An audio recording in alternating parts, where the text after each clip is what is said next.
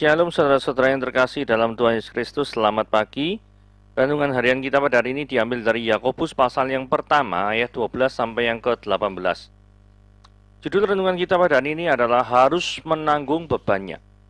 Berdiri di atas podium sambil mengenakan mahkota bertabur permata menjadi impian dari setiap peserta kontes Ratu Kecantikan Sejagat. Harapan yang menuntut dedikasi diri untuk dapat diwujudkan dalam kenyataan. Kenyataan yang mengisyaratkan bahwa perempuan dari negara manapun yang berhasil mengenakannya tidak pernah dapat melepaskan diri dari beban yang melekat pada mahkota tersebut. Tanggung jawab besar yang erat kaitannya dengan kerja keras dan kesungguhan diri. Kekristenan pada dasarnya juga merujuk pada harapan dari orang percaya kelak dapat mengenakan mahkota kehidupan. Ayat 12. Mahkota yang menunjuk pada pemberian yang baik, anugerah yang sempurna dari Tuhan. Penghargaan yang ditujukan kepada kita apabila telah menjalani hidup yang penuh kesetiaan sampai hembusan nafas terakhir. Kesetiaan yang memperlihatkan kesiapan dan kesetiaan diri untuk menanggung beban yang melekat pada mahkota tersebut. Beban yang dapat dimaknai sebagai tanggung jawab kita dalam memenuhi panggilan hidup sebagai orang percaya. Tanggung jawab yang tidak bisa dipisahkan dari keistimewaan kita menjadi anak sulung di antara semua ciptaannya. Keistimewaan inilah yang sekaligus menunjukkan bahwa kita terpilih untuk masuk ke dalam kerajaan surga. Siapapun yang hendak mengenakan mahkota kehidupan harus menanggung bebannya. Beban yang menunjukkan pada tanggung jawab kita sebagai pengikut Kristus yang setia. Kesetiaan yang pada akhirnya membuahkan pencapaian yang terbesar dalam kehidupan kita. Setiap orang percaya yang hendak mengenakan mahkota kehidupan harus menanggung bebannya sebagai pengikut Kristus yang setia. Oke, sekarang kita lihat ya. Apakah Allah adalah sumber segala sesuatu? Jika benar, apakah Allah adalah penyebab dosa juga? Jikalau tidak, dari manakah asalnya dosa dan kejahatan? Apakah dengan demikian Allah tidak menjadi sumber dari segala sesuatu? Kalau misalkan dosa dan kejahatan itu tidak berasal dari Allah. Itu berasal dari mana? Tadi katanya Allah sumber segala sesuatu. Apakah dosa itu adalah masuk dalam kategori sesuatu? Nah, itu ya. Itu yang sedang nanti kita bahas ya. Yakobus pasal yang pertama ayat 1 sampai yang 12 sampai yang ke-18. Berbahagialah orang yang bertahan dalam pencobaan, sebab apabila dia sudah tahan uji, dia akan menerima mahkota kehidupan yang dijanjikan Allah kepada barang siapa yang mengasihi dia. Apabila seorang dicobai, janganlah dia berkata, pencobaan ini datang dari Allah. Sebab Allah tak dapat dicobai oleh yang jahat dan dia sendiri tidak mencobai siapapun. Tetapi tiap-tiap orang dicobai oleh keinginannya sendiri, karena dia diseret dan dipikat olehnya. Dan apabila keinginan itu telah dibuai, dia melahirkan dosa, dan apabila dosa itu sudah matang, dia melahirkan maut. Saudara-saudara yang kukasihi, janganlah sesat. Setiap pemberian yang baik, setiap anugerah yang sempurna, datangnya dari atas. Diturunkan dari Bapa segala terang. Padanya tidak ada perubahan atau bayangan karena pertukaran. Atas kehendaknya sendiri dia telah menjadikan kita oleh firman kebenaran, supaya kita pada tingkat yang tertentu menjadi anak sulung di antara semua ciptaannya. Saudara, mari kita lihat ayat 12 ya. Judulnya itu bertahan dalam pencobaan. Berbahagialah orang yang bertahan dalam pencobaan. Nah, arti kata pencobaan di sini itu dari kata bertahan dan tahan uji. Dalam ayat 12 itu, maka harus disimpulkan bahwa pencobaan di sini menunjuk pada kesukaran atau penderitaan. Kan ini bertahan dalam pencobaan. Berarti artinya kalau kita tuh bertahan, kalau bertahan berarti ada apa logikanya? Ada serangan bukan? Betul ya? Suatu negara misalkan Ukraina diserang oleh Rusia, maka Ukraina melakukan pertahanan. Nah, berarti ada yang nyerang tuh ya. Terus kemudian misalkan seorang pemain bola mundur ke belakang untuk membantu pertahanan, berarti dia lagi diserang musuh kan. Berarti kalau ada kata berbahagialah orang yang bertahan dalam pencobaan, berarti ada sesuatu yang mengganggu kenyamanan kehidupannya. Apa itu? Yaitu penderitaan. Begitu ya. Yang berikutnya gini, penderitaan atau kesukaran, pokoknya segala sesuatu yang sifatnya tidak nyaman. Tuhan menghendaki kita bertahan. Nah, kata bertahan di sini dalam bahasa Yunani-nya menggunakan kata yang berasal dari kata dasar yang sama dengan kata ketekunan. Berarti artinya adanya suatu makna yang terus-menerus, konsisten. Karena yang namanya tekun itu terus-menerus. Tak mungkin misalkan ya, ada kata kalimat misalkan, belajarlah dengan tekun. Berarti kan belajar itu terus-menerus. Termasuk arti kata ini bertahan dalam pencobaan, artinya terus-menerus bertahan. Gitu ya. Jadi ada makna yang seperti itu. Nah, masih di dalam ayat yang ke-12, kalau kita lihat dengan detail, ada 3 tips untuk bertahan dalam pencobaan. Yang pertama nih ya, kalimat yang berwarna biru, yang dijanjikan Allah. Artinya poin pertama, tips pertama itu adalah kita harus melihat dan percaya pada janji Tuhan. Alkitab itu berisi banyak sekali janji Tuhan, dan kita tahu janji Tuhan bukan janji omong kosong. Janji Tuhan adalah janji yang nyata yang menyertai daripada setiap kehidupan kita. Contoh Mazmur yang paling terkenal, Mazmur 23. Tuhan adalah gembalaku. Banyak digubah lagu yang bertemakan Mazmur 23 ini ya. Sekalipun aku lewat dalam lembah kekelaman, aku tidak takut bahaya, karena engkau besertaku. Gadamu dan tongkatmu, itulah yang menyertai aku. Wah, ini luar biasa. Jadi tips pertama, kita percaya Tuhan sudah berjanji dalam firman-Nya, dan tidak mungkin Tuhan mengingkari firman-Nya. 1 Korintus 10 ayat 13, pencobaan-pencobaan yang kamu alamilah pencobaan-pencobaan biasa yang tidak melebihi kekuatan manusia. Sebab Allah setia, dan karena itu Dia tidak akan membiarkan kamu dicobai melampaui kekuatanmu. Pada waktu kamu dicobai, Dia akan memberikan kamu jalan keluar sehingga kamu dapat menanggungnya. Saudara, ketika kita dicobai, ketika kita mengalami penderitaan, ketika kita mengalami kesukaran, maka percayalah, menurut 1 Korintus 10 ayat 13 ini, Allah memberikan kepada kita jalan keluar. Roma 8 ayat 28, ini berbunyi demikian. Karena Allah itu mengasihi kita. Ya toh? Roma 8 ayat 28 ya. Berarti Allah turut bekerja di dalam segala perkara, ya toh, dan mengerjakan kebaikan bagi setiap orang yang mengasihinya. Jadi Allah itu berjanji, Dia akan setia bekerja dalam segala sesuatu untuk mendatangkan kebaikan bagi setiap orang yang mengasihinya. Saudara, ini ada janji-janji Tuhan pada setiap orang yang percaya. Jangan engkau khawatir, karena janji Tuhan ya dan amin. Itulah yang membuat kita bisa kuat ketika kita mengalami pencobaan. Oke, masih di ayat 12, clue yang kedua adalah mahkota kehidupan. Kita harus memandang mahkota kehidupan. Maksudnya ini ya, dengan kata lain, kita harus mengarahkan seluruh pandangan kita pada kekekalan atau surga. Orang yang mengalami problem penderitaan seringkali punya kecondongan untuk mengarahkan pandangannya pada kesukaran dan penderitaannya. Dan akibatnya dia menjadi sedih, kecewa, ngamuk, putus asa, hopeless, tambah harapan, waduh, bercampur baur segala perasaan negatif. Tetapi firman Tuhan mengajar kita untuk memandang ke surga. Karena itu bisa menguatkan kita dalam menghadapi kesukaran atau penderitaan. Ilustrasinya begini, pada waktu Yakob itu harus bekerja 7 tahun untuk mendapatkan Rahel. Semuanya itu terasa hanya seperti beberapa hari saja, karena cintanya kepada Rahel. Kejadian 29 ayat 30. Mungkin sekali sambil bekerja dia terus membayangkan saat-saat di mana Rahel akan menjadi miliknya. Dan itu menyebabkan dia kuat dalam menghadapi semua derita dan persoalan.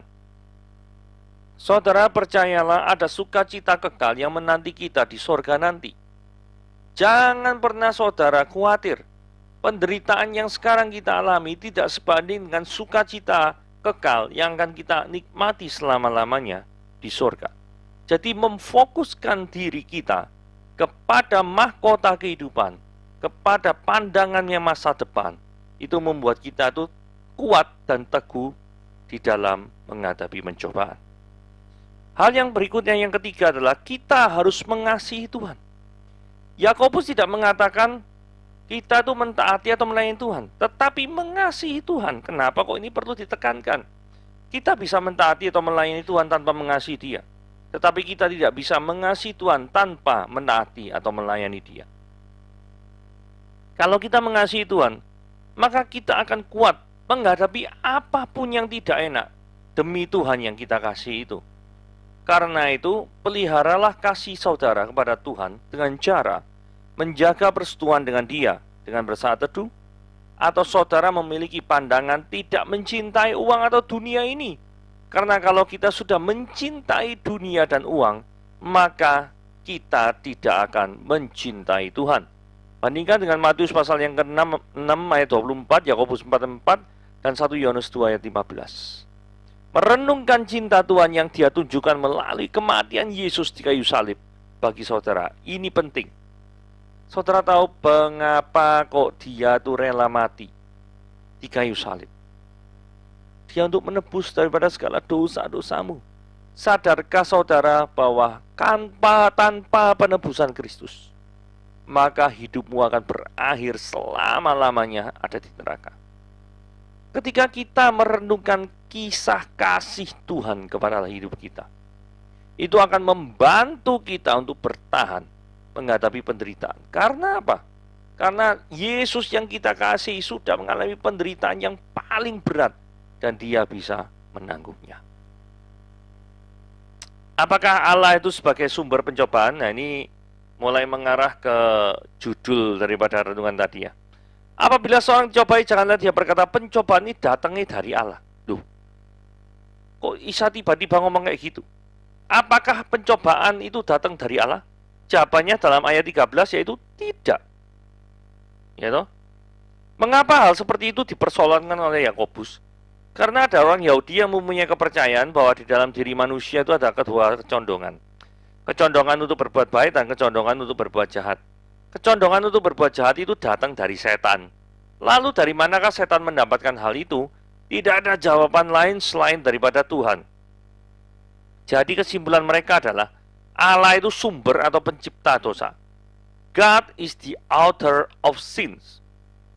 Dengan demikian, kalau dalam diri mereka ada keinginan yang berdosa, maka mereka melemparkan tanggung jawab itu kepada Tuhan dan menjadikan Tuhan sebagai kambing hitam. Kurang ajar model kayak gini.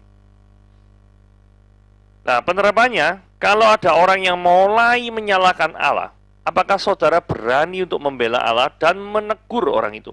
Sama seperti keberanian yang ditunjukkan oleh Yakobus ini. Yakobus ini membantah. Kalau misalkan ada orang yang berpikiran bahwa Allah itu menyebabkan dosa, maka Yakobus berkata, kamu salah. Ada beberapa alasan yang diberikan oleh Yakobus untuk mendukung pandangannya bahwa Allah itu bukan sumber daripada keberdosaan. Pertama-tama dia di ayat ke-13, Allah tidak dapat dicobai. Artinya Allah itu suci, murni, dan tidak terpengaruh oleh kecondongan dosa.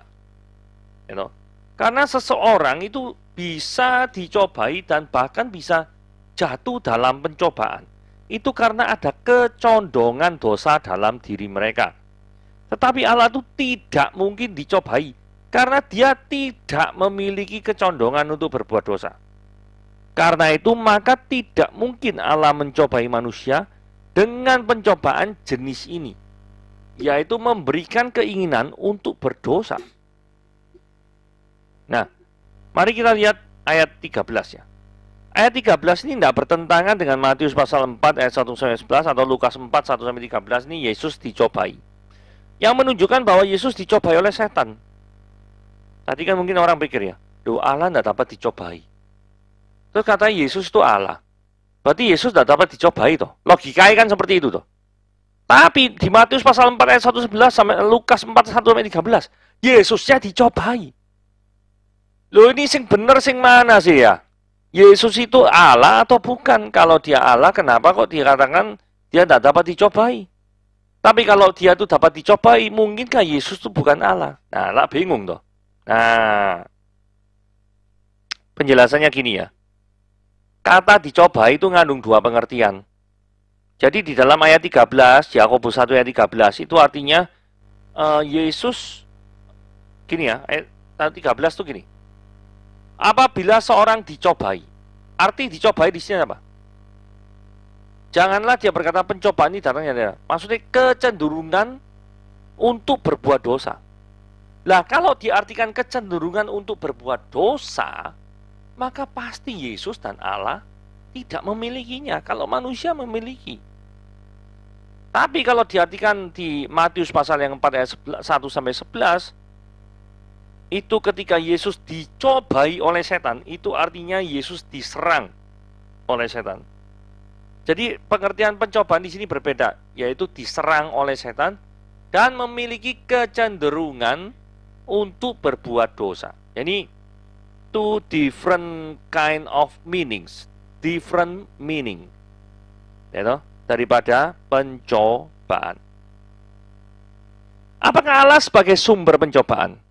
Masih dalam pertanyaan ini ya. B. Allah adalah sumber dan pencipta kebaikan, ayat 17a. Dan karenanya dia tidak mungkin memberikan keinginan untuk berdosa. Tidak mungkin. Bahwa Allah adalah sumber dan pencipta kebaikan ditunjukkannya dengan dia melakukan kelahiran baru, ayat 18. Kata menjadikan dalam ayat 18 itu seharusnya adalah melahirkan. Kalau di dalam NIV, yaitu He choose to give us birth. Dia memilih untuk melahirkan kita. NESB berkata, He brought us forth, artinya dia melahirkan kita. Jadi kalau misalkan Tuhan itu adalah pencipta kebaikan, bagaimana at the same time dia adalah the author of sin? Tidak masuk akal kan? C. Allah adalah Bapa segala terang, ayat 17. Yang dimaksud dengan terang adalah pengetahuan ilahi dan kesucian. Semua ini lagi-lagi menunjukkan bahwa Allah tidak mungkin memberikan keinginan yang berdosa. Karena Allah adalah Bapa segala terang. Segala terang masa ada keberdosaan. Jadi dikatakan Allah tidak mungkin berubah. Karena itu dia tidak mungkin sebentar suci, sebentar berdosa, sebentar baik, sebentar jahat. Tidak mungkin. Inilah yang terjadi kayak gitu. Allah ini modelnya pelin-pelan nih. Lagi-lagi ini menunjukkan bahwa dia tidak mungkin memberikan keinginan yang berdosa. Terus kalau gitu dari pertanyaan penting ya. Kalau kayak gitu dari mana datangnya keinginan berbuat dosa? Sesuai dengan Yakobus pasal yang pertama ayat 14, ya jawabannya dari diri kita sendiri. Ini tidak berarti bahwa dosa-dosa yang terjadi itu tanpa campur tangan setan.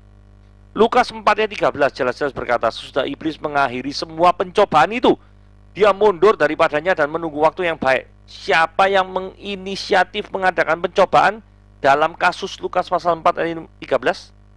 Jawabannya jelas iblis. Di dalam 1 Petrus 5 ayat 8 dikatakan, sadarlah dan berjaga-jagalah, lawanmu, si iblis berjalan keliling seperti singa yang mengaum-ngaum dan mencari orang yang dapat ditelannya. Sekali lagi, siapa lawan kita? Iblis. Oke. Nah, fenomena daripada dua ayat ini menunjukkan bahwa setan itu selalu mencari kesempatan untuk menjatuhkan kita ke dalam dosa. Selalu cari-cari masalah. Selalu cari-cari masalah. Bertobatlah kepada Tuhan. Pada zaman ini ada banyak gereja yang senang mengangin hitamkan setan kalau mereka berbuat dosa. Caranya adalah dengan mengatakan, ada roh zina, ada roh marah, ada roh iri hati, ada roh X, B, Y, S, F, P, A, B, C, wis tak karu-karuan. Pokoknya menyalahkan roh-roh itu kalau mereka berbuat zina, marah, iri hati, dan lain sebagainya. Saya rasa pengambing hitamkan semacam itu adalah salah ya. Saudara kalau perhatikan kejadian pasal yang ketiga, pada waktu Adam dan Hawa, manusia pertama itu jatuh ke dalam dosa. Mereka jatuh ke dalam dosa karena godaan setan. Tetapi Allah tetap menganggap Adam dan Hawa lah yang bersalah dan menghukum mereka. Bukan hanya setan itu yang dihukum, tapi Adam dan Hawa juga dihukum. Karena itu, kalau saudara mempunyai keinginan berdosa, saudaralah yang salah. Jangan menyalahkan orang lain atau makhluk lain. Saudaralah yang harus minta ampun kepada Tuhan. Karena saudara tidak salah kepada orang lain, tetapi bisa jadi saudara salah kepada Tuhan pencipta alam semesta selama ini. Saudaralah yang harus bertobat. Ini dikatakan nasihat supaya tidak sesat ya. Saudara-saudara yang kukasihi, janganlah sesat. Kenapa kok disebut jangan sesat? Ini ditujukan pada orang yang memiliki pemikiran bahwa perbuatan jahat atau kejadian jahat itu berasal dari Allah. Kalau memiliki pemikiran seperti ini, maka engkau sesat. Karena itu, di dalam ayat 16 dikatakan, jangan sesat. Jangan memiliki pemikiran kalau God is the author of sin. Oke? Ayat 17. Setiap pemberian baik itu, setiap anugerah yang sempurna itu datangi dari atas. Jadi ayat 17 itu merupakan penjelasan bahwa tidak mungkin sesuatu yang jahat berasal dari Allah. Karena yang jadi sumber kebaikan, sumber karunia, anugerah, semua itu datangi dari atas, tak mungkin dari bawah. Begitu ya. Oke, firman Tuhan sampai di sini. Tuhan Yesus memberkati.